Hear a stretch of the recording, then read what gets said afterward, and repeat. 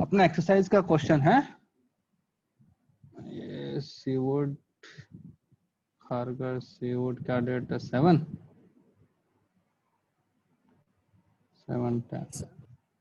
Okay, उसी का example था।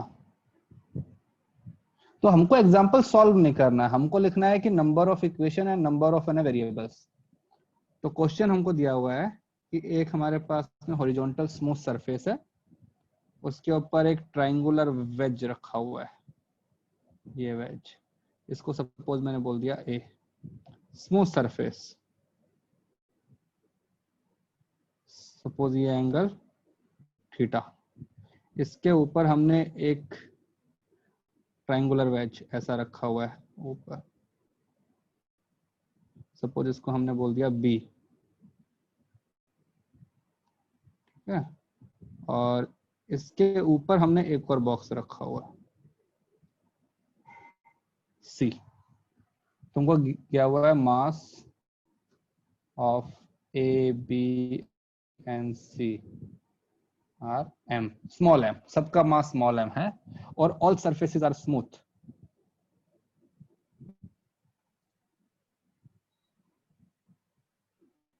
Then find acceleration of A, acceleration of B, acceleration of C, normal between B and C, normal between A and B। बस इतना ही find कर सकते हैं ना। चलो इक्वेशन लिखो, ट्राई करो एक बार इक्वेशन लिखने की, और फिर उसके बाद मैं बताता हूँ कैसे।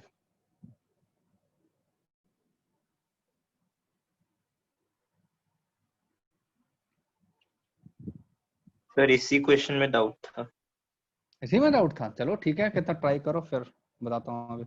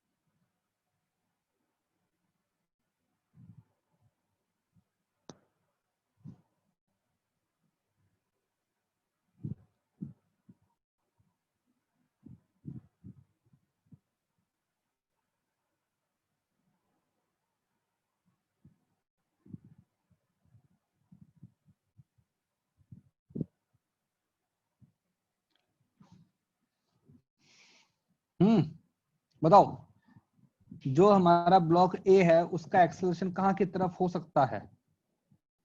सर राइट साइड की तरफ। ओनली राइट साइड, और हॉरिजॉन्टल में ही होगा, वर्टिकल में तो होएगा नहीं, क्योंकि उसको ग्राउंड पे रखा हुआ है। तो सबसे पहले क्यों ना उसी का एफबीडी बना लिया जाए।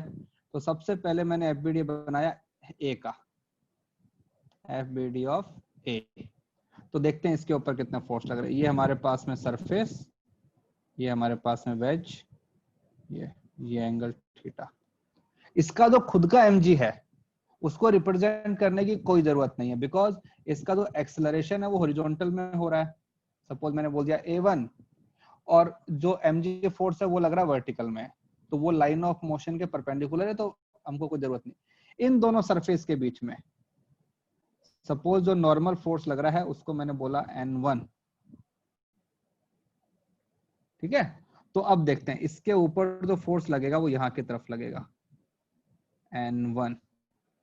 इस n1 का हॉरिजॉन्टल में कंपोनेंट लेंगे, क्योंकि हॉरिजॉन्टल के लिए sir driving n1 sin theta. तो ये लो, ये हमने अपने परपेंडिकुलर जो हमारे एक्सिस बना दिए, ये एंगल थीटा, तो ये एंगल थीटा, तो यहाँ की तरफ कंपोनेंट बन जाएगा n1 sin थीटा। बस हॉरिजॉन्टल में हमारे पास में एक ही फोर्स है, तो हमारी इक्वेशन क्या बन जाएगी, n1 sin theta should be equal to small m into a1, equation 1। Clear है सबको? Yes sir. Yes, sir. Okay, चलो ठीक है। अब उसके बाद में ये सर हम जो ब्लॉक को फिक्स कर सकते हैं और रिलेटिव b का निकाल सकते हैं। नहीं ना, अपने एब्सोल्यूट में करते हैं ना, रिलेटिव क्यों करना है। चलो अपने अब उसकी बात करते हैं, सी की बात करते हैं, FBD ऑफ सी। सी वो तो सबसे अच्छा ब्लॉक है, उसके ऊपर कितने फोर्स लगेंगे? सर 2 लगेंगे, mg ये लगेगा हमारे और पास, नॉर्मल लगेगा। ये हमारे पास में सी को देखोगे तो एक तो उसका mg लग रहा है, एक इन दोनों सरफेस के बीच का नॉर्मल, सपोज उसको हमने बोल दिया n2, तो ऊपर की तरफ लगेगा n2। सपोज इसका एक्सेलरेशन नीचे की तरफ डाउनवर्ड, वो हमने बोल दिया a2, तो इसके लिए इक्वेशन क्या बन जाएगी, mg minus n2 should be equal to m into a2, equation 2।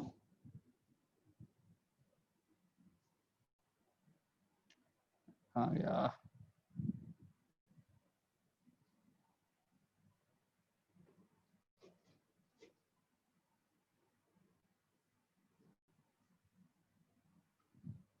हाँ क्लियर है? हाँ भाई, yes yes sir. Yes, okay. sir. अब बात करते हैं ब्लॉक बी की। ब्लॉक बी जो है वो बहुत सही है।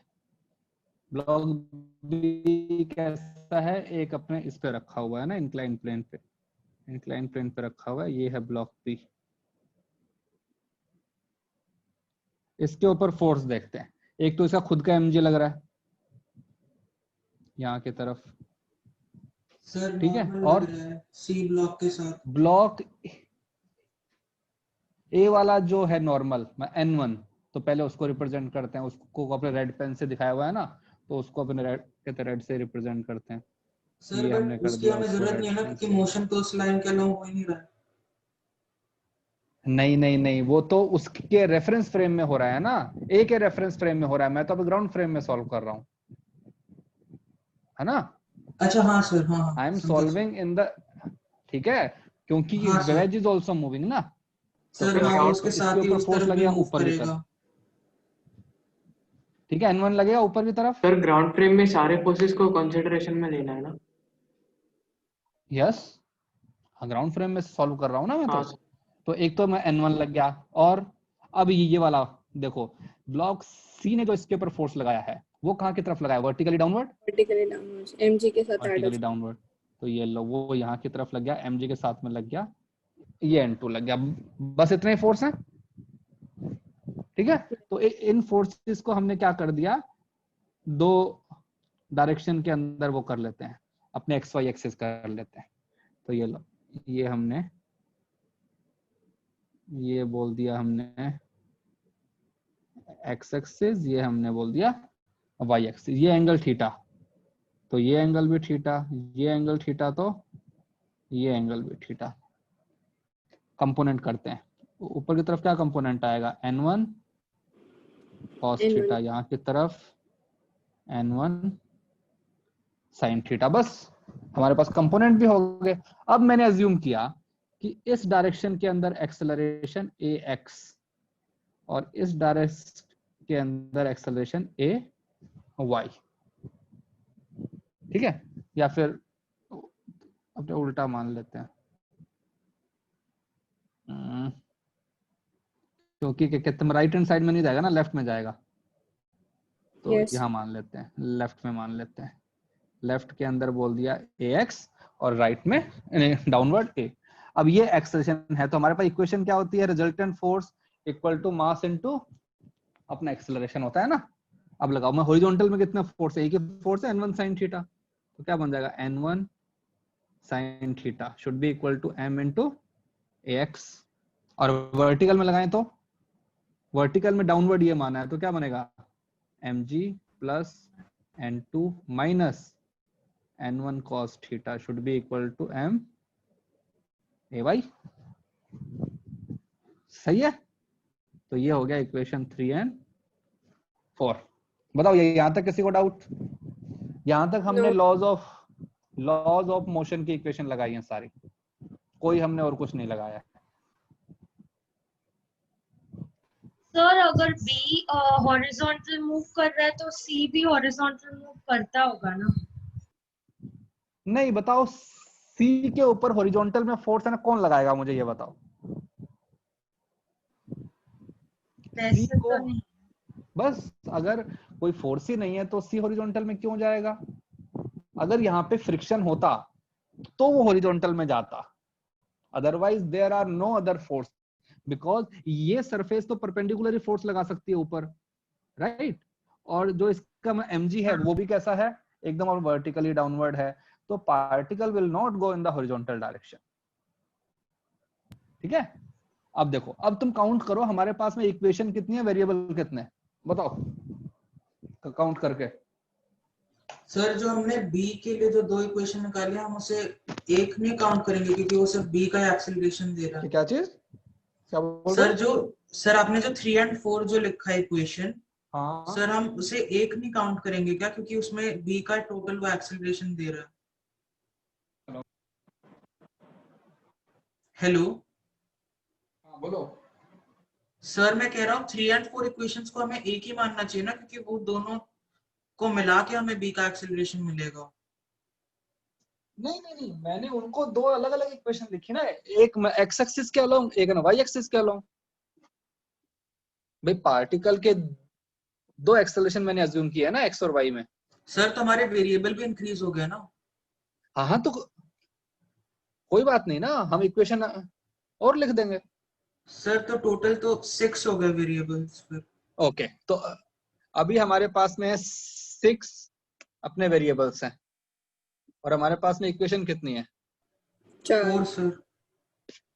4 इक्वेशंस, राइट? अभी हमको और 2 इक्वेशन चाहिए, वो इक्वेशन हमारे पास में आएंगी कंस्ट्रेंट से। देखो कितनी सरफेस है हमारे पास, एक ये वाली देखो, ब्लू वाली, सर 2 ये है ना? कॉन्टेक्ट। ओके, तो पहले मैं लगाऊंगा कंस्ट्रेंट 1। कंस्ट्रेंट क्या रहता है? Along the normal acceleration has to be same, है ना? तो पहले मैंने लगाया तो आपका 6 वेरिएबल्स कैसे आया सर? कंस्ट्रेंट 1। देखो ना बेटा, यहाँ पे कितने वेरिएबल हैं?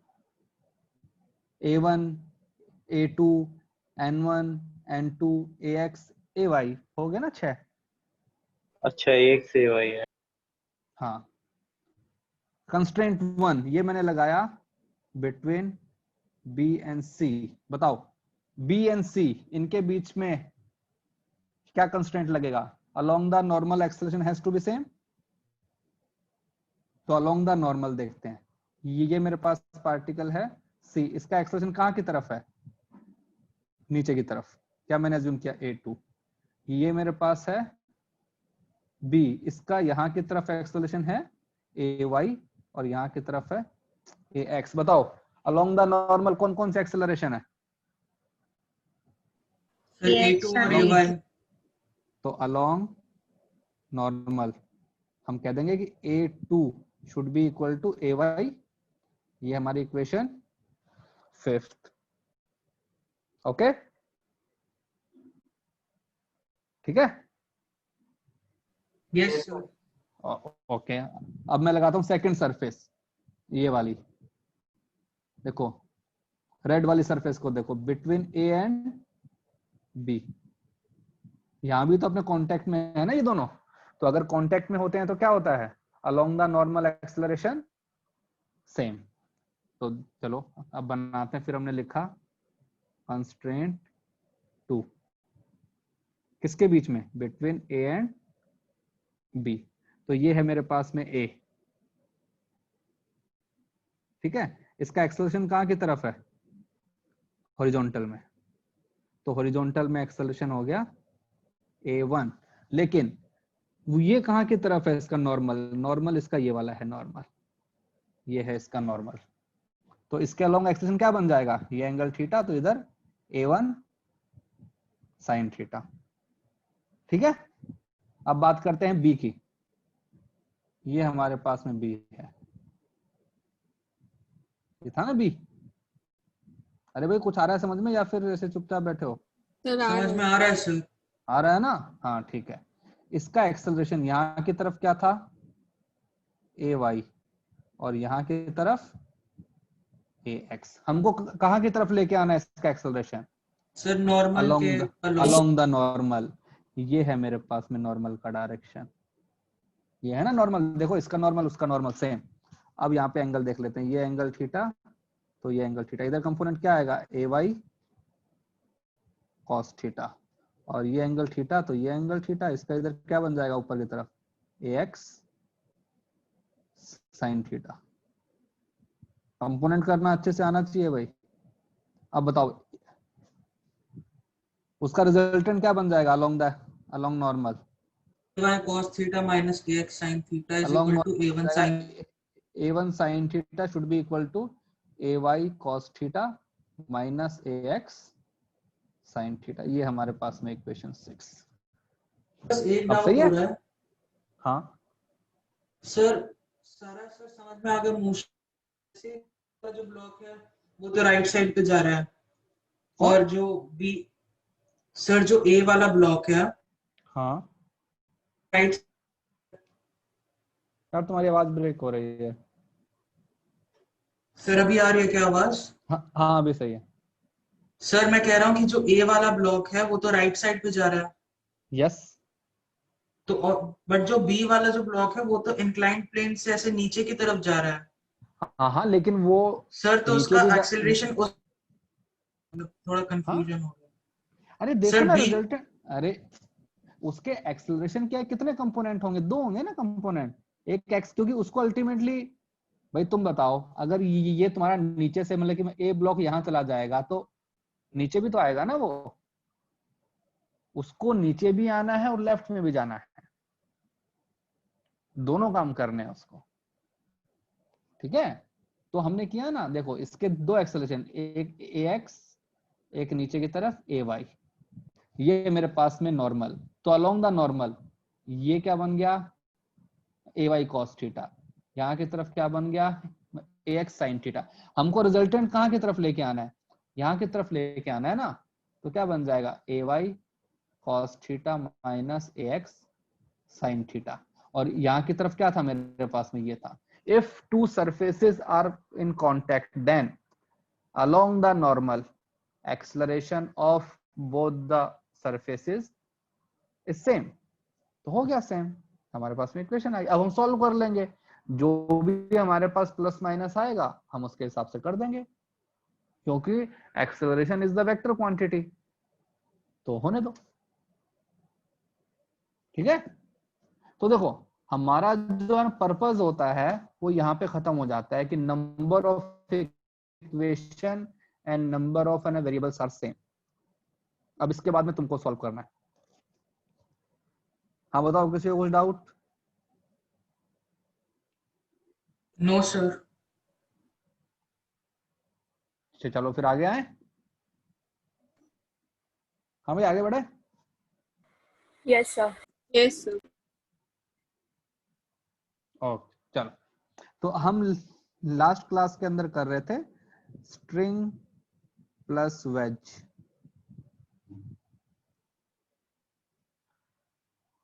ये था ना हमारा, और इसके ऊपर हमने 2 क्वेश्चन भी किए थे, तो उसी के ऊपर एक क्वेश्चन और करते हैं आज। ठीक है, तो एक क्वेश्चन जैसे कि सपोज हमारे पास में एक वेज है ये। ठीक है, ये एंगल सपोज हमारे पास में थीटा, इसका मास सपोज हमारे पास कैपिटल है, या फिर कैपिटल है मतलब, M1 ले लो, ताकि नहीं तो फिर स्मॉल और कैपिटल M एक जैसा बन जाएगा। ये M1, इसके ऊपर हमने लगा रखा है, ये लगा रखा है पुली, और वो से अटैच है। फिर एक हमने स्ट्रिंग बांधा हुआ है, स्ट्रिंग यहां से जा रहा है ऐसे, ठीक है, और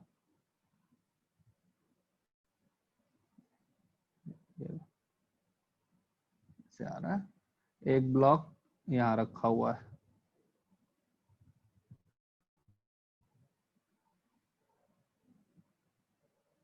M2, all surfaces are smooth.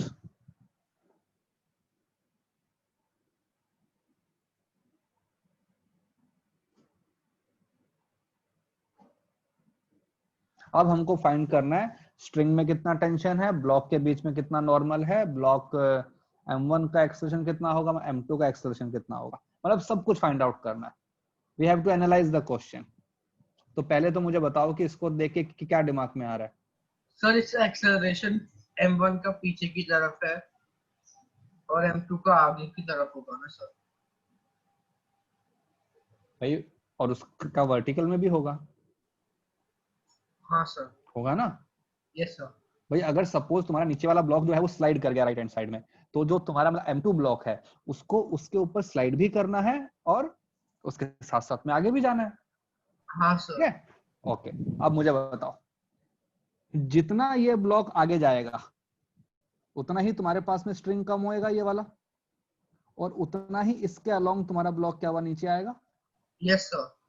Okay, तो सबसे पहले हम बनाते हैं कहते हैं फ्री बॉडी डायग्राम, और एक ऐसे पार्ट का फ्री बॉडी डायग्राम बनाएंगे जिसके ऊपर सॉल्व करना आसान है। तो यहाँ पे सिंपल चीज कौन सी है, M1 या M2? Sir, M1. M1, because I know M1 can move only in the horizontal direction. It cannot move in the vertical direction. Right? Okay. तो अब रिप्रेजेंट करते हैं इस पॉइंट पे, यहाँ की तरफ क्या लग रहा होगा, टेंशन T,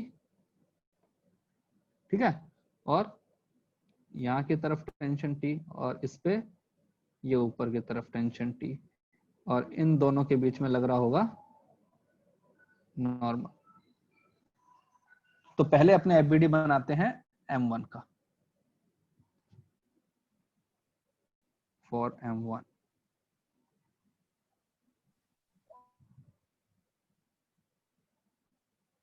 हाँ, कितने फोर्स लग रहे हैं बताओ, क्या उसके mg को रिप्रेजेंट करने की जरूरत है? No, sir. No sir. No, because it can move only in the horizontal direction, तो कोई इशू नहीं है।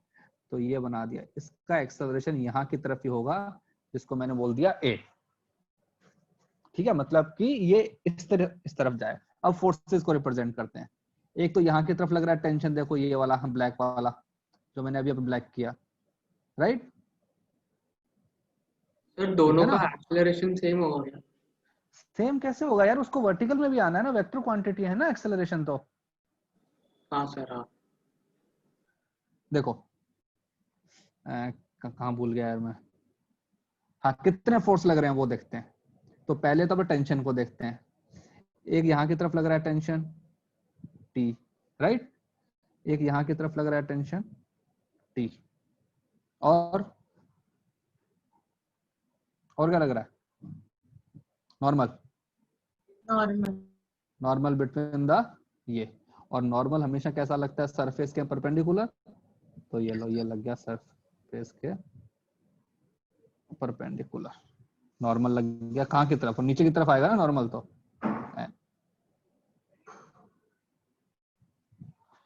अब कंपोनेंट करते हैं सारे फोर्सेस के। सर M2 ब्लॉक का नॉर्मल नहीं लगेगा? हाँ, वो है ना, लगा तो दिया ये जो मैंने लेके एन जो लगाया है वही है ये। तो वो मतलब जो जहाँ से आपने एक की लाइन खींची है वहां से भी जा सकते हैं। वो तो एक ही बात है ना, कहीं पे बना दो। मैं तो ऐसे कहता हूँ, रैंडमली बना दिया है। तो रुको,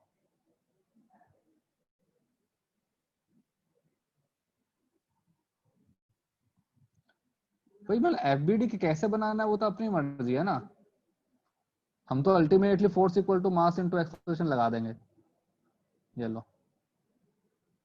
ये एंगल थीटा। चलो सारे फोर्सेस को मैं यहाँ पे रिप्रेजेंट कर देता हूँ इस वाले पॉइंट पे, कहते राउंड वाले पे।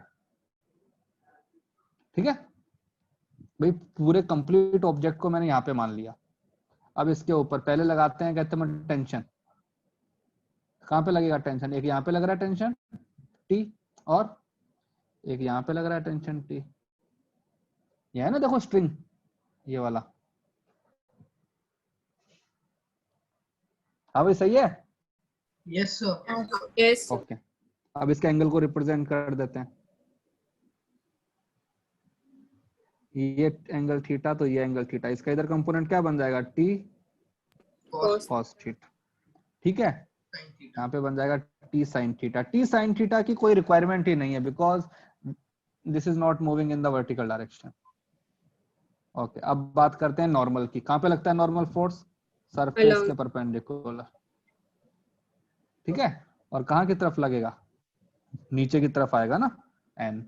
ये एंगल थीटा, तो ये एंगल थीटा, तो यहाँ की तरफ कंपोनेंट क्या आएगा? N Sin theta. Sine theta, और यहाँ की तरफ बन जाएगा एन कॉस थीटा। और यहाँ की तरफ तुम्हारे पास में इसका mg भी लग रहा है, लेकिन उनकी कोई रिक्वायरमेंट नहीं है ना, तो इनको इग्नोर मार दो। हॉरिजॉन्टल की बात करते हैं। बताओ क्या इक्वेशन बनेगी? सपोज इसका हॉरिजॉन्टल में एक्सेलरेशन है a, तो मैं हॉरिजॉन्टल में कितने फोर्स लग रहे हैं? So T plus T n sin theta minus T plus cos theta is equal T plus n sin theta minus T cos theta. अबे अपोजिट है ना बेटा, T sin cos थीटा, तो equal to m1 into a। Equation 1 सही है। Yes sir. Yes, sir. हाँ भाई सब लोग, yes sir. About the equation Yes, of sir. Wedge. ठीक है, ओके, अब बात करते हैं m2 की। अब मुझे एक बात बताओ, m2 पे कितने फोर्स लग रहे हैं? फॉर m2, ये हमने m2 बना दिया। नॉर्मल mg और एक टेंशन। तो उसका mg, एक तो उसका mg m2g, एक यहाँ की तरफ लग रहा होगा t। ठीक है, हाँ सर। और ये लग रहा है मेरे पास में नॉर्मल डाउनवर्ड। नॉर्मल। अब मैं इसके भी कंपोनेंट कर लेता हूँ अपने एक्स वाई एक्सिस में। देखो फालतू का दिमाग क्यों लगाना यार, एक्स वाई के अंदर कर लेते हैं। ये ला,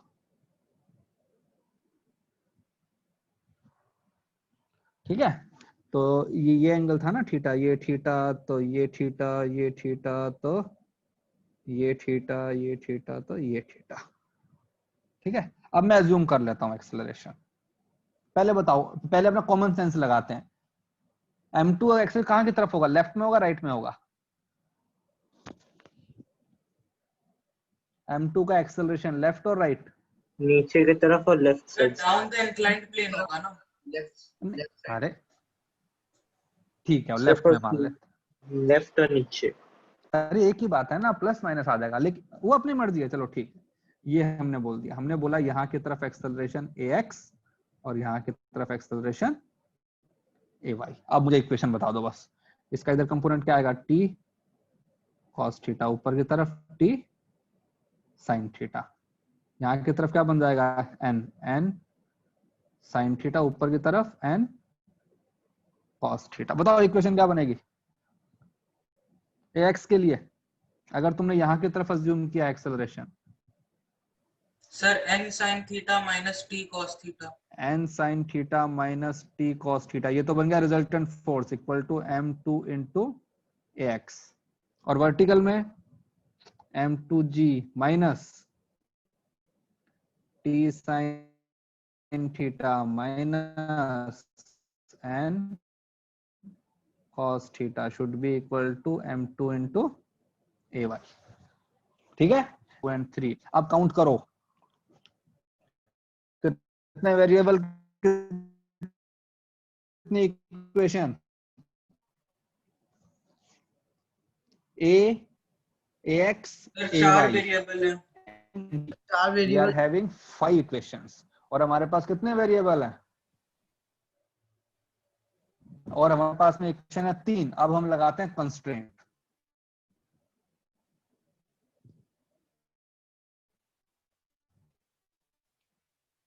हेलो, 5 वेरिएबल होंगे। Yes sir.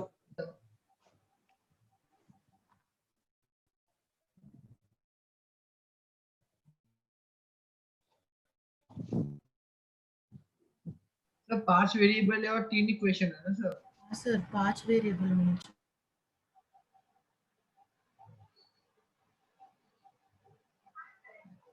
सर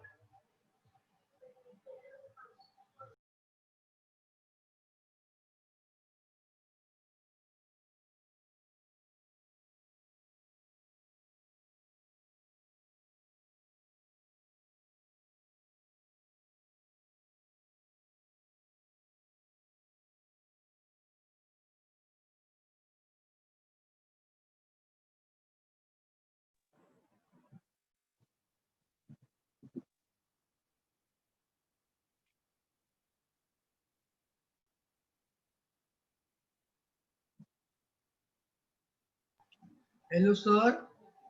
आ रही है ना आवाज? अब यार वो डिस्कनेक्ट हो गया था। हाँ सर आवाज आ रही है। रुको स्क्रीन शेयर करता हूँ। हाँ, इतना हो गया था ना हमारे पास में। Yes sir. तो 5 वेरिएबल है और 3 इक्वेशन है सर। हाँ देखो, अब हमको लेके आना कंस्ट्रेंट। तो अब लेके आते हैं कंस्ट्रेंट। कंस्ट्रेंट में हम करते हैं, सर एक स्ट्रिंग का हो जाएगा और एक नॉर्मल का हो जाएगा। नहीं हम दोनों मतलब एक से ही काम चला लेंगे, दोनों अपने वेज से। अच्छा सर। ये मेरे पास में वेज है। अगर मैं सपोज इसके ऊपर ही बैठ गया, मैं सॉल्व करूंगा इन रेफरेंस फ्रेम ऑफ ए। अगर मैं इसके रेफरेंस फ्रेम में सॉल्व करूं तो जो भी तुम्हारा जो है ब्लॉक है उसका एक्सेलरेशन देखते हैं। अभी उसके पास में कितने एक्सेलरेशन है? यहाँ की तरफ ए वाई, यहाँ की तरफ ए एक्स। तो ये तो उसके एब्सोल्यूट थे। अगर मैं लिखना चाहूं कि acceleration of m2 with respect to m1, तो क्या होता है? Acceleration of m2 minus acceleration of m1। मतलब कि m1 के एक्सेलरेशन को ऑपोजिट करके मुझे ऐड करना है। तो m1 का एक्सेलरेशन कहाँ की तरफ था? राइट हैंड साइड में ए। तो मैं क्या कर दूं उसको? Left side. उसको लेफ्ट हैंड साइड में मैंने क्या कर दिया? ऐड कर दिया ए। सो एक बार एक्सप्लेन कीजिए ना। हाँ सो एक कांस्टेंट एक बार एक्सप्लेन कीजिए। हाँ, हमने क्या किया, इसके रेफरेंस फ्रेम में सॉल्व किया, वेज के रेफरेंस फ्रेम में। मैं क्या किया, अपने ऑब्जर्वर को वेज के ऊपर बिठा दिया। हमने m2 का एक्सेशन क्या अज्यूम किया था? नीचे की तरफ ए वाई और लेफ्ट हैंड साइड में ए एक्स। अब तुमको याद हो एक फॉर्मूला होता है, acceleration of m2 with respect to m1 क्या होता है? Acceleration of m2 minus acceleration of m1। मतलब कि रेफरेंस फ्रेम को सबट्रैक्ट करना है। सबट्रैक्ट करने का मीनिंग होता है उसको ऑपोजिट करके ऐड करना है। ओके, तो m1 हमारा कहां की तरफ जा रहा था? राइट में। उसका उल्टा क्या बन जाएगा? लेफ्ट। तो हमने इसको ऐड कर दिया लेफ्ट के अंदर। हाँ क्लियर है? यस सर क्लियर है। ओके, अब देखो, अब ये जो सारी चीजें हैं ये है in the reference frame of A. अब ए के रेफरेंस फ्रेम में तो ब्लॉक सिर्फ स्लाइड कर सकता है, राइट? अगर मैं इसके ऊपर बैठा हूं और मुझे पता है कि हमेशा कांटेक्ट में रहना है, तो वो हमेशा स्लाइड कर सकता है। मतलब कि इस लाइन के अलोंग एक्सेलरेशन कितना होना चाहिए? 0। Along this line acceleration has to be 0 in the reference frame of A। तो देखो ये एंगल थीटा, बीच ऑब्जेक्ट वो जो ऑब्जेक्ट है नीचे तो आ रहा है ना। हाँ नीचे की तरफ आ रहा है। मैं तो इसकी बात कर रहा हूँ ना, परपेंडिकुलर वाले लाइन। हेलो, आपकी आवाज कट रही है। ठीक है। तो सर, यहाँ की तरफ कंपोनेंट क्या बनेगा, ax plus a sine theta. हाँ हेलो, यस सर। सर आपकी बीच बीच में आवाज कट रही थी। सर आवाज फिर से कट रही है। हाँ तो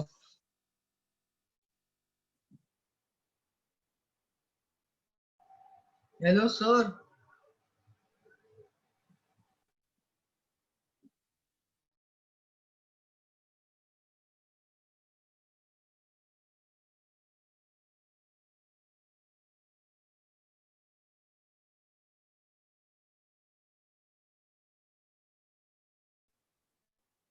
हेलो, सर यस अब सर अभी आवाज आ रही है। हाँ सर। हाँ अब आ गई ना। सर अभी भी सर तो अब आ रही है, पर बीच बीच में कट रही है सर। हाँ सर। अभी भी कट रही है क्या? नहीं यार, अब तो नहीं कटनी चाहिए। नहीं सर सर, अब नहीं कट रही है सर। हाँ अभी- वही अभी मैंने कट- हाँ ठीक है। तो तुम्हें इतना डायग्राम समझ में आ गया था? हमने बोला तो वो कि नॉर्मल से फिर से आप बोलेंगे। हाँ ठीक ठीक है, ठीक है, ठीक है। ओके, इतना समझ में आया यहाँ तक? इसको हटा दो, कहते हैं रेड लाइन को। ओके, इतना समझ में आया? Yes sir. हाँ सर। भाई जो पार्टिकल का एक्सेलरेशन था मैंने उसको लिखा, और जो रेफरेंस फ्रेम था उसको सबट्रैक्ट कर दिया। अब हमको दिमाग लगाना है। अगर मैं इसके रेफरेंस फ्रेम में देख रहा हूं, जो मेरा ऑब्जर्वर यहां बैठा है, इसके रेफरेंस फ्रेम में ब्लॉक का एक्सेलरेशन सिर्फ अलोंग द इंक्लाइंड प्लेन हो सकता है, परपेंडिकुलर तो हो नहीं सकता क्योंकि उसको कांटेक्ट में रहना है, राइट?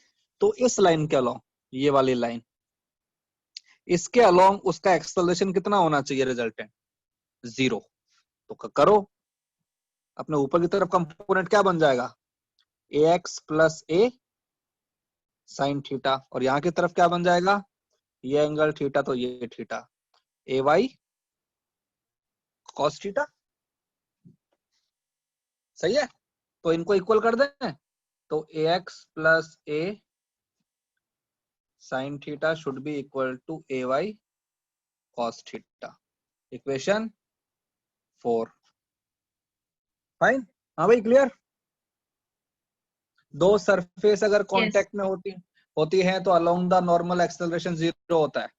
अब आते हैं, लेकिन इसके फ्रेम में अगर देखूंगा तो इन दोनों का एक्सेलरेशन यहाँ की तरफ आना चाहिए, नीचे की तरफ। ओके, नीचे की तरफ कितना बन गया, इसका भी इधर आएगा, इसका भी इधर आएगा, तो क्या बन जाएगा, ax plus a cos theta plus ay sine theta. इसको किसके बराबर होना चाहिए, a के बराबर। क्यों? देखो, जितना ये ब्लॉक आगे जाएगा उतना ही ये जो हमारे पास में स्ट्रिंग आएगा ना, और उतना ही तुम क्या करोगे, स्लाइड करोगे। तो जो भी तुम्हारा along the inclined plane acceleration बन रहा है वो किसके बराबर होना चाहिए, a के बराबर। ये हमारे पास में इक्वेशन। अब नंबर ऑफ इक्वेशन भी 5 है और नंबर ऑफ एन वेरिएबल भी 5 है, तो अपना काम खत्म हो गया। अब इसको लिखो और बताओ कुछ डाउट है तो। सर इक्वेशन 5 है, आप फिर से रिपीट कर सकते हैं?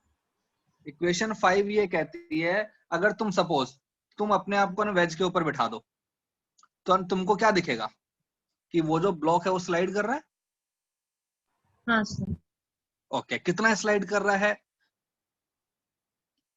जितना उसके पास में एक्स्ट्रा स्ट्रिंग है ना भाई। Yes sir. जितना तुम उसको स्ट्रिंग अपने हाथ से छोड़ोगे उतना ही आगे जाएगा ना वो। हाँ सर। हाँ और तुम अपने हाथ से स्ट्रिंग कैसे दोगे, जितना तुम्हारा ब्लॉक राइट में जाएगा तो उतना ही तो वन स्ट्रिंग आएगा ना तुम्हारे हाथ में, उतना तुम उसको दोगे M2 को। हाँ सर, समझ गए। ठीक है, तो बस, तो फिर हमने जो अलोंग द इंक्लाइंड एक्सेलरेशन था उसको A कर दिया। सर नंबर इसको करने के लिए और कोई मेथड नहीं है क्या सर? और कोई क्या मेथड लगाओगे यार? सर नहीं, मतलब ये ax और ay हम लोग ने फर्स्ट टाइम किया सर ऐसे। बाकी कोई हाँ, किसको लिया था कांस्टेंट? नहीं सर, कांस्टेंट नहीं सर, ये ax और ay फर्स्ट टाइम ऐसे कोई क्वेश्चन किया सर। नहीं नहीं, ये देखो हमने ऊपर वाले में भी तो लिया ना यार, देखो इस वाले में जो मैंने आज करवाया था। हाँ सर, यही 2 क्वेश्चन ऐसे थे। हाँ तो हमें धीरे धीरे आगे बढ़ रहे हैं ना यार, तो चीजें मतलब और ये स्ट्रिंग और जो वेज कांस्टेंट जो होते हैं इसमें हाँ, ऐसे ऐसे होता है। जब तुम्हारे पास में स्ट्रिंग और वेज साथ में आते हैं ना, तो हम इस टाइप की चीजें एज्यूम करते हैं, जब हमारे पास में एंगल भी होता है। हाँ सर। परसों जो हमने क्वेश्चन किया था उसमें एंगल नहीं था ना, क्यों, या तो हॉरिजॉन्टल था या वर्टिकल था, तो जरूरत ही नहीं थी। लेकिन आज एंगल है तो जरूरत है।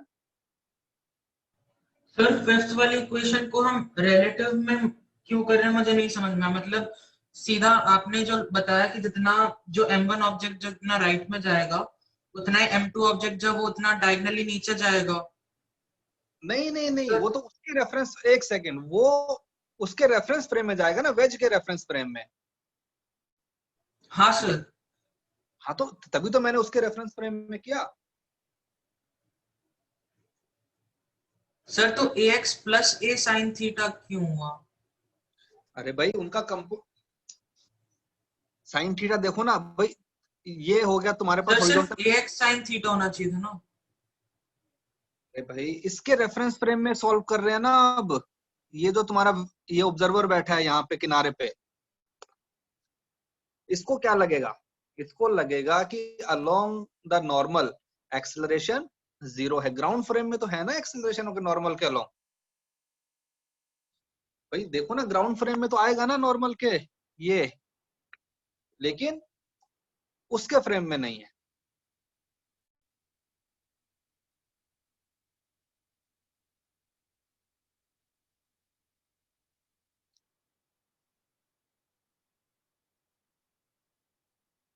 Hello, yes sir.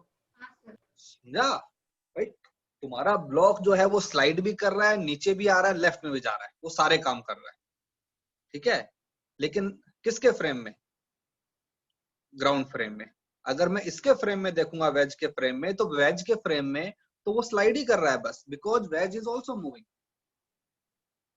तो इसलिए कहेंगे कि in the reference frame of wedge the block is moving along the inclined plane, okay, downwards with the acceleration a, जो वो हमने कर दिया। and in the reference frame of wedge the block cannot have acceleration along the normal. In the ground frame it is having acceleration in all the directions. ठीक है, एक दो question और करके देखो, आ जाएगा समझ में।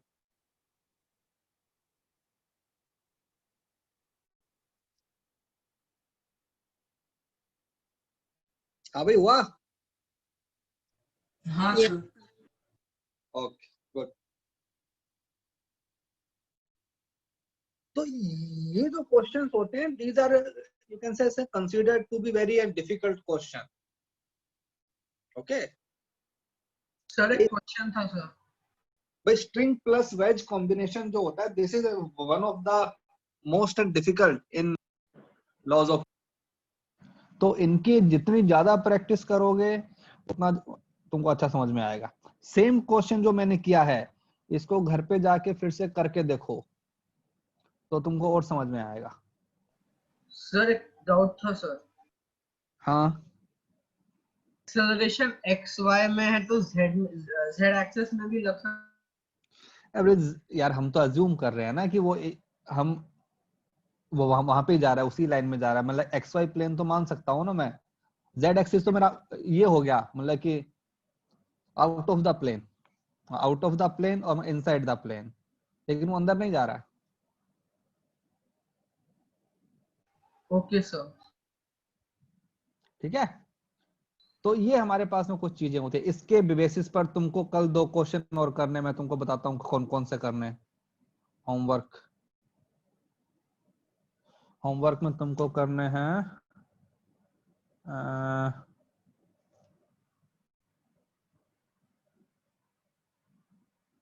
एग्जाम्पल 2, एग्जाम्पल 2 एंड 3 मैंने करवा दिया है, एग्जाम्पल 4, ठीक है, फिर एग्जाम्पल 7। ये तुमको सॉल्व करना है इसी वाले इसमें से पीडीएफ में से, ठीक है। चलो अभी तुमको एक और चीज बताते हैं। जैसे तुमको याद हो, तुमको एक चीज मैंने बताई थी कि along the string, along the, या फिर you can say length,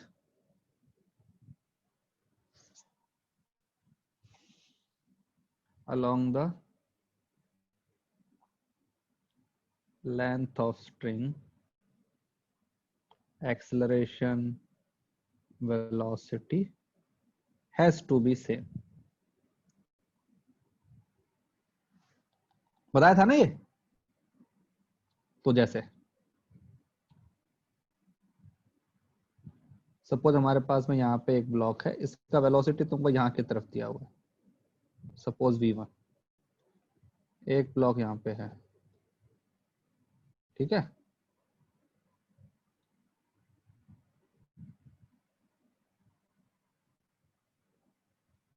इसकी वेलोसिटी यहाँ की तरफ v2, और एक फिक्स यहाँ पे एक वो है ना पुली है, और इसको स्ट्रिंग से ऐसे बांधा हुआ है कि ये यहाँ पे गई पुली और इसके ऊपर से घूम के यहाँ पे आ गई। तुमको दिया हुआ है कि ये एंगल θ1, ये एंगल θ2। तो find out the relation between v1 v2 θ1 θ2। Sir आपने ये डाउट सेशन में किया था ना इसके जैसा सा। हाँ वही, तुम लोग थोड़ा एडवांस में आ जाते हो ना, मैं वो चीज तुमको करवाने वाला होता हूँ अगली क्लास में, तुम पहले पूछ लेते हो। तो देखो सबसे पहला जो है मेन जो कंस्ट्रेंट जो है, कंस्ट्रेंट मेरे पास में है कि लेंथ ऑफ रोप और स्ट्रिंग इज कांस्टेंट, ये कंस्ट्रेंट है। अब इसको अप्लाई कैसे करते हैं? इसको अप्लाई करने का मेथड वन तो कहता है कि along the length velocity has to be same।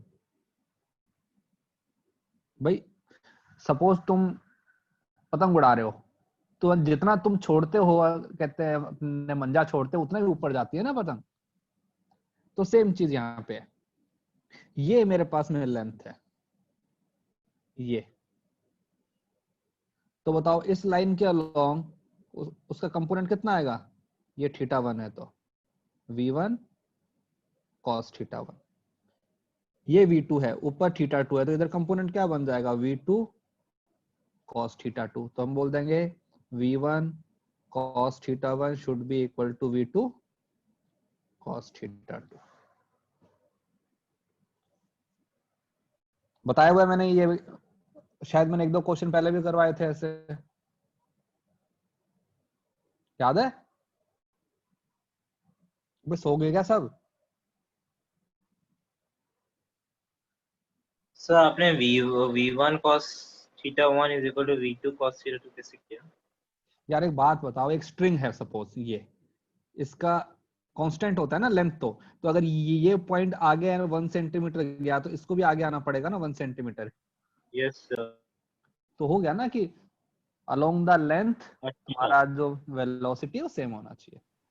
अब इसका एक और मेथड, एंगल तो वेरी करेगा ना सर, लाइक अगर इसका θ1 यस तो वेलोसिटी डिफरेंस होगा ना। ये तो मैं इंस्टेंट की बात है, एट दिस इंस्टेंट, जैसे ही तुम्हारा इंस्टेंट चेंज होएगा, तुम्हारा एंगल चेंज होएगा तो वेलोसिटी चेंज हो जाएगा, ठीक है। ओके, मेथड टू हमारे पास में आता है वर्चुअल वर्क मेथड। ये तो तुमको सबसे आसान लगता है शायद, राइट? तो देखो जो पहले वाला ब्लॉक है, पहले वाले ब्लॉक की बात करते हैं, इसके ऊपर यहाँ की तरफ इसका वेलोसिटी v1 यहां पे लग रहा है इसके ऊपर T। ये एंगल कितना है, ये वाला 180 माइनस θ1, राइट। सेकंड वाले की बात करते हैं। यहां की तरफ लग रहा है T, यहां की तरफ वेलोसिटी v2, ये एंगल θ2। क्या होता है virtual work method? Summation of ti dot vi should be equal to 0। तो पहले में क्या बन जाएगा, T v1 cos 180 minus θ1 should be equal plus T v2 cos θ2 equal to 0। ये क्या होता है, cos है 180 minus theta. Khushi minus cos theta sir. Minus cos theta, तो ये बन जाएगा minus v1 cos θ1 plus v2 cos θ2 equal to 0। तो देखो ऊपर वाला ही आ गया ना रिजल्ट। तो हमारे पास रिजल्ट जो है वो सेम आएगा, कोई इशू नहीं है। सर एंगल सेम नहीं हो सकता क्या? हो सकता है ना, तो हो जाएगा। अगर मान लो एंगल सेम हुआ तो वेलोसिटी भी सेम हो जाएगी। देखो हो सकना और होना दोनों में डिफरेंट है ना। पता नहीं होगा कि नहीं होगा भाई। तुमको अगर क्वेश्चन में दे दिया कि एंगल सेम और नहीं है, तो तुम उसके साथ में आर्गुमेंट थोड़ी ना करोगे कि नहीं एंगल सेम क्यों नहीं है, मासेस सेम क्यों नहीं है। ठीक है, अभी clear? Yes sir. Yes. Okay, तो अब मुझे एक को क्वेश्चन करके बताओ फिर, और इसी का एक्सटेंशन। सपोज एक ब्लॉक यहाँ की तरफ जा रहा है, वेलोसिटी 2 मीटर पर सेकेंड। एक ब्लॉक यहाँ पे आ रहा है, वेलोसिटी 3 मीटर पर सेकेंड। इसको मैंने बांधा हुआ था पुली से, और ये जो पुली है ये ऊपर जा रही है, इसका वेलोसिटी हमको फाइंड करना है, और स्ट्रिंग से ऐसे बांधा हुआ है।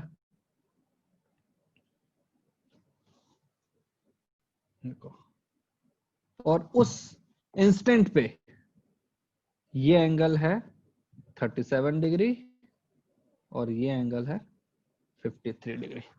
Find velocity v। चलो करो।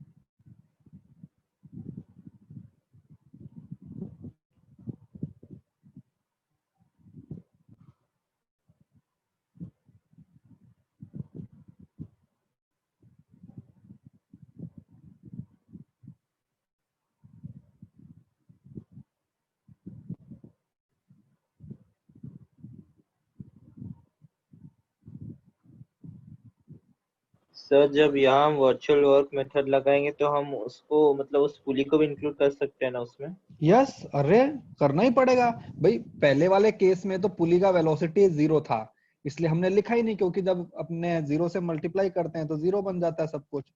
लेकिन यहाँ तो हमको करना पड़ेगा ना।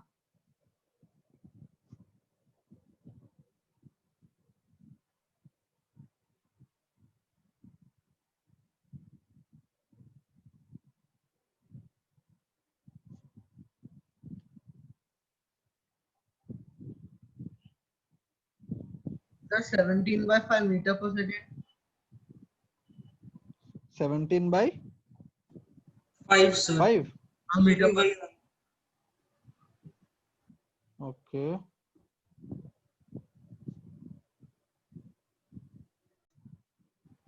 सर बाकी लोगों को सर्च से करके देखा तो ये आया 17/5 आया।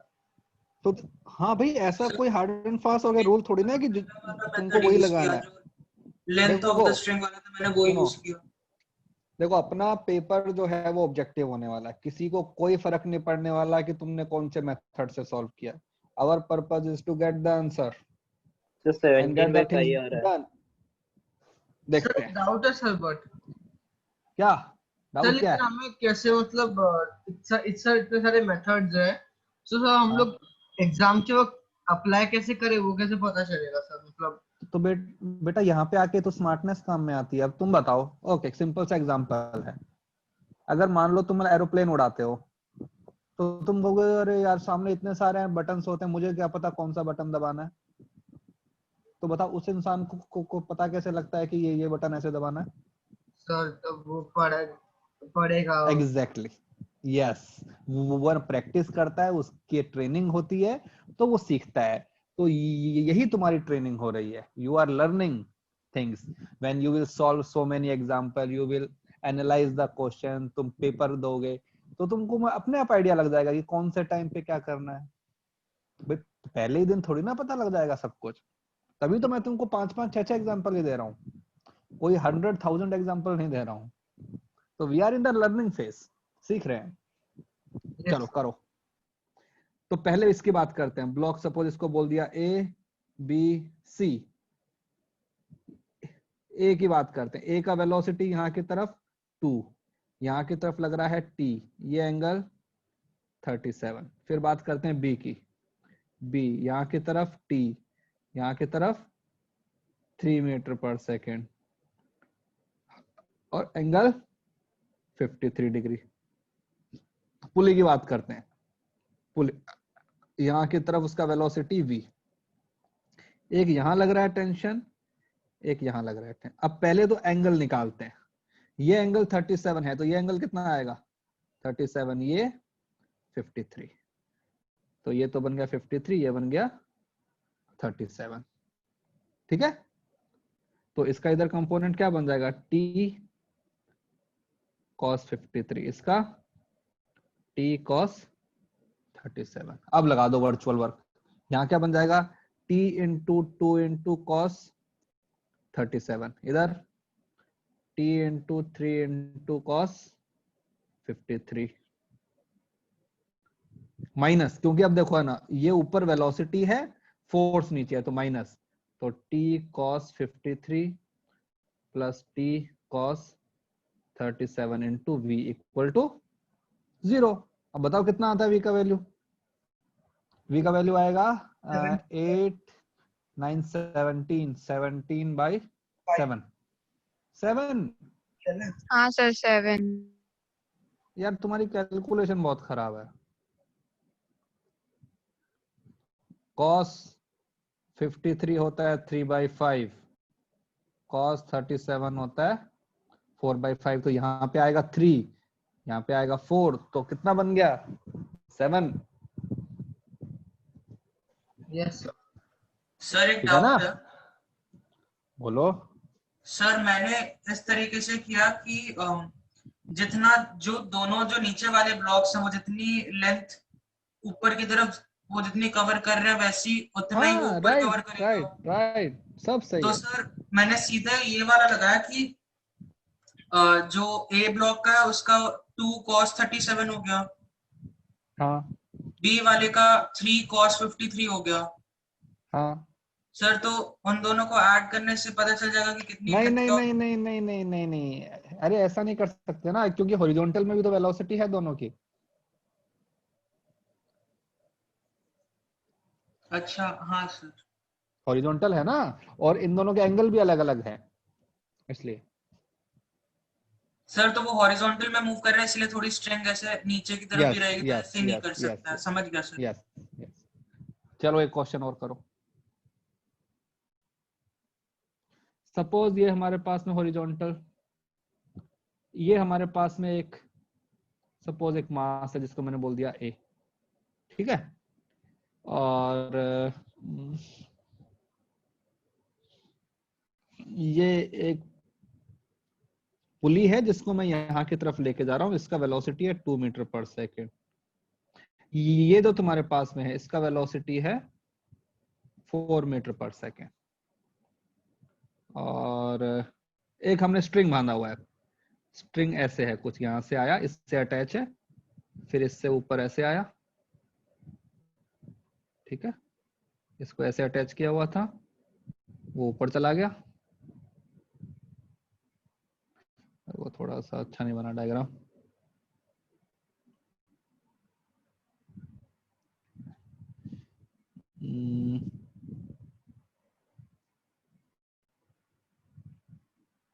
ठीक है, फिर यहाँ जाएगा और यहाँ से,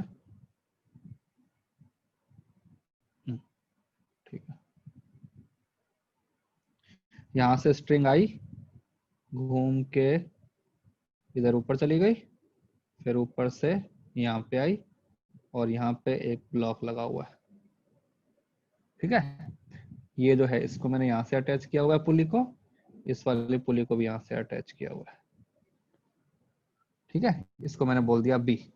पूछा है, क्या पूछा है? Find velocity of B with respect to A with respect to ground. चलो सॉल्व करो आराम से, सोच सोच के।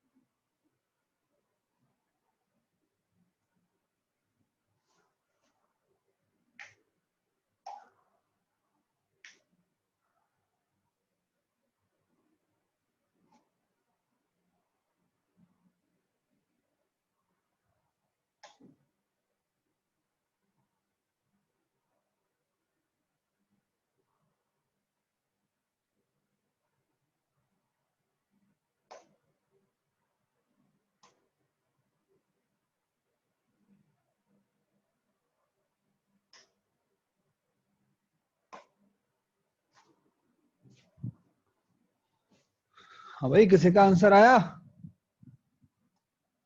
चलो आंसर बता देता हूं, फिर तुम चेक कर लो। इसका आंसर आएगा 4, इसका आंसर आएगा 4√2।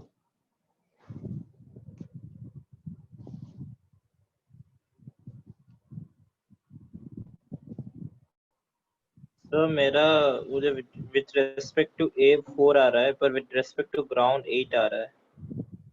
अरे नहीं यार, वेक्टर एडिशन करोगे ना। Okay, with respect to A4 कहां की तरफ आया? Vertically downward. Yes sir. Okay, तो जब उसके अंदर वेक्टर एडिशन करोगे 4 का, तो 4 तो हॉरिजॉन्टल है ना, तो एक आई कैप में है, एक जे कैप में है, तो रिजल्टेंट कितना आएगा? अच्छा सर। 4√2 है ना, वेक्टर एडिशन करना है हमको।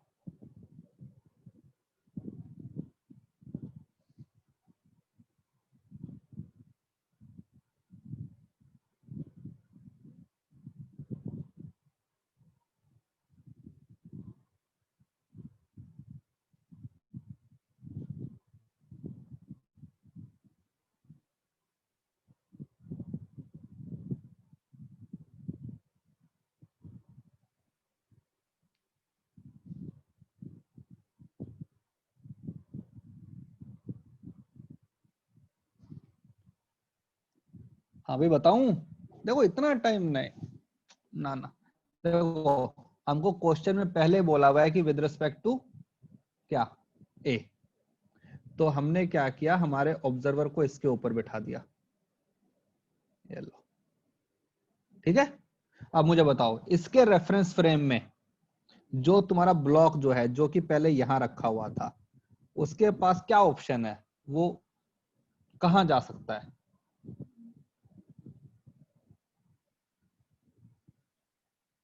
खुशी? सो वर्टिकल में, मतलब ओनली ऊपर। वर्टिकल, ठीक है। नीचे, ये भाई या तो हाँ ऊपर सर, या नीचे, हाँ ठीक है। हाँ। ओ, ठीक है। अब देखो, इसके रेफरेंस फ्रेम में पुली कहां जाएगी? पुली जो है वो यहां थी, उसके ऊपर एक स्ट्रिंग यहां था, एक स्ट्रिंग यहां था, ये यहां की तरफ जा रहा था। इसका वेलोसिटी कितना था? 2। इसका वेलोसिटी कितना था? 4। तो इसको हमने स्टॉप कर दिया। तो जब भी रिलेटिव करते हैं तो क्या करते हैं, रेफरेंस फ्रेम को सब्ट्रैक्ट कर देते हैं ना। तो यहाँ की तरफ कितना हो गया? 4। तो बताओ, इसके रेफरेंस फ्रेम में वेलोसिटी ऑफ पुली क्या बन जाएगा? 2। कहां की तरफ? माइनस। यहाँ की तरफ, राइट। ओके, तो यहां भी लग रहा है टी, यहां भी लग रहा है टी, इसमें एक ही लग रहा है टी। तो अगर ये पुली राइट हैंड साइड में जाएगी तो ये हमारा ब्लॉक कहां जाएगा? पुली राइट हैंड साइड में जाएगी, ब्लॉक कहां आएगा? नीचे। नीचे। नीचे आएगा। ओके, तो इसका वेलोसिटी कितना है यहाँ की तरफ? 2। तो उसका कितना बन जाएगा? 4, क्योंकि इसके ऊपर कितना टेंशन लग रहा है? 2t। उसके ऊपर कितना टेंशन लग रहा है? t। तो अपने लगाओगे ना वर्चुअल वर्क मेथड कि 2t into 2 minus T into V should be equal to 0। तो v का वैल्यू कितना बन जाएगा? 4। तो हम बोलेंगे कि ब्लॉक बी जो है वो कहां की तरफ आएगा? नीचे की तरफ, विद वेलोसिटी 4 मीटर पर सेकेंड। अगर मुझे ग्राउंड फ्रेम में निकालना है तो क्या करते हैं? ग्राउंड फ्रेम में निकालने के लिए रेफरेंस फ्रेम को ऐड कर देते हैं। तो देखो, ये मेरे पास में है velocity of B with respect to A, ठीक है। इसके अंदर मैंने वेलोसिटी ऑफ बी को ऐड कर दिया। भाई हमको पता है ना, velocity of B plus velocity of B with respect, अगर कोई तुमसे पूछे ग्राउंड फ्रेम तो ऐसे लिखोगे ना कि velocity of B with respect to A क्या होता है? Velocity of B minus velocity, यार अच्छा यहाँ गलत लिखा ना, माइनस वेलोसिटी ऑफ ए। तो अगर मुझे वेलोसिटी ऑफ ए निकालना है बी, तो क्या करूंगा? Velocity of B with respect to A plus velocity of A. तो वेलोसिटी ऑफ ए कहां की तरफ है? देखो लेफ्ट हैंड साइड में 4। तो 4, इनका वेक्टर एडिशन कितना बन जाएगा? ये भी 4 है, ये भी 4, तो कितना बन जाएगा? 4√2। इसका एंगल भी बता सकते हो, at 45 degree with the horizontal, ठीक है ना भाई? सर आपने बॉक्स ए को कंसिडरेशन में नहीं लिया। कंसिडरेशन में नहीं लिया मतलब आपने उससे भाई, मतलब लाइक पहले पार्ट में क्या किया? पहले पार्ट में हमने ब्लॉक ए को ही रेफरेंस फ्रेम बना दिया। मैंने मेरे ऑब्जर्वर को इसके ऊपर बिठा दिया ना, देखो ये बैठा है, ये बैठा है, तो मैं इसके फ्रेम में सॉल्व कर रहा हूं। इसके फ्रेम में सॉल्व किया तो इसके फ्रेम में देखो ये ब्लॉक कहां जा सकता है? B, only in the vertical direction, right? क्योंकि अब चिपका हुआ है ना हॉरिजॉन्टल में, तो ठीक है। ओके, पुली को करते हैं। ये यहाँ पे 4 से जा रहा है, ये यहाँ पे जा रही है 2 से, तो इसके फ्रेम में जब करते हैं तो सब्ट्रैक्ट कर दोगे ना 4, तो 4 मैंने यहाँ की तरफ मैंने ऐड कर दिया, तो उसके फ्रेम में रिजल्टेंट कितना बन गया? Velocity of pulley with respect to A क्या बन गया? 2 मीटर पर second square second along right hand side. तो पुली अगर यहां जा रही है तो ब्लॉक कहां आएगा? नीचे आएगा, और कितना आएगा? 4। भाई इसको रेफरेंस फ्रेम मैंने बना लिया ना मैंने, ए को, समझा सर। ठीक है। अब फिर बाद में हमने ग्राउंड फ्रेम में निकाल लिया। सर अगर हम लोग फर्स्ट ग्राउंड फ्रेम में निकालते तो कैसे करते? अरे बेटा उसमें तो फिर नहीं, फिर हम करते कि along the normal velocity same होना चाहिए। भाई मैं क्या करता कि ये जो है ना मेरे पास में बी, इसके अपने वेलोसिटी के 2 कंपोनेंट लेता, एक हॉरिजॉन्टल एक वर्टिकल। फिर मैं कहता कि हॉरिजॉन्टल कंपोनेंट तो उसके बराबर होना चाहिए, ए के बराबर होना चाहिए।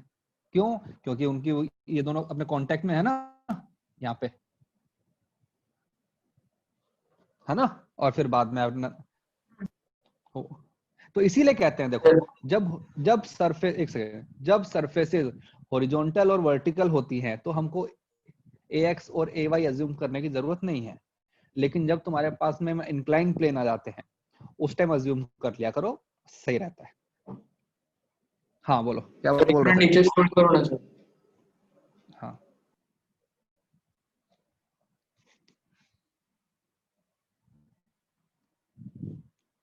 ठीक है। तो जो मैंने क्वेश्चन ग्राउंड फ्रेम का एक बार जितने बता दो। ओके मुझे बताओ, अगर तुमको ना रिलेटिव वेलोसिटी पता है और तुमको अब ग्राउंड फ्रेम में निकालना है तो क्या करते हैं? सर किसी एक को मतलब हम लोग ब्लॉक ए को कंसीडर करके हम लोग सॉल्व अरे करते हैं। अरे अगर तुमको रिलेटिव वेलोसिटी पता है तो अगर तुमको ग्राउंड फ्रेम में निकालना है तो क्या करोगे? रेफरेंस फ्रेम को ऐड कर देंगे। अबे ये लिखा हुआ है ना, ये देखो वेलोसिटी, ये देखो बॉक्स देखो, velocity of B with respect to A क्या होता है? Velocity of B minus velocity of A. तो अगर मुझे वेलोसिटी ऑफ ये निकालना है बी तो क्या बन जाएगा? Velocity of B with respect to A plus velocity of A. ठीक है। तो क्या किया बेसिकली मैंने रेफरेंस फ्रेम को ऐड कर दिया ना। हाँ सर। Vector addition. चलो अब देखो तुमको एक चीज बताता हूं, जितने भी क्वेश्चन हमने अभी क्लास में किए हैं, सुन रहे हो ध्यान से, जितने भी क्वेश्चन हमने क्लास में किए हैं सारे क्वेश्चन तुम्हें घर जाके फिर से करने। Okay sir. अगर खुद से नहीं करोगे, बस पढ़ते रहोगे तो तुमको सब कुछ अच्छा लगेगा, और जब तुम खुद करने लगोगे तो कहोगे सर कुछ तो हुआ ही नहीं, आप करवा रहे थे तो बड़ा अच्छे से हो रहा था। तो सारे क्वेश्चन अपने आप से करके देखो और फिर कंपेयर करो कि भाई तुम्हारे वाली इक्वेशन और जो मेरे वाली इक्वेशन है क्या वो इक्वेशन सेम आई है? सेम आई होंगी तो मतलब सही है, और अगर सेम नहीं आई तो फिर फाइंड आउट करो कि तुम कहाँ गलती कर रहे हो। ठीक है। Yes sir. चलो bye. Thank you sir. Bye sir. Thank you. Thank you sir. Thank you sir. हाँ भाई, होस्ट कौन बना हुआ है उसको बोलो, मीटिंग एंड कर देंगे। सर इसके नोट्स भेज देना ग्रुप पे। हाँ अभी भेज रहा हूँ बस। हाँ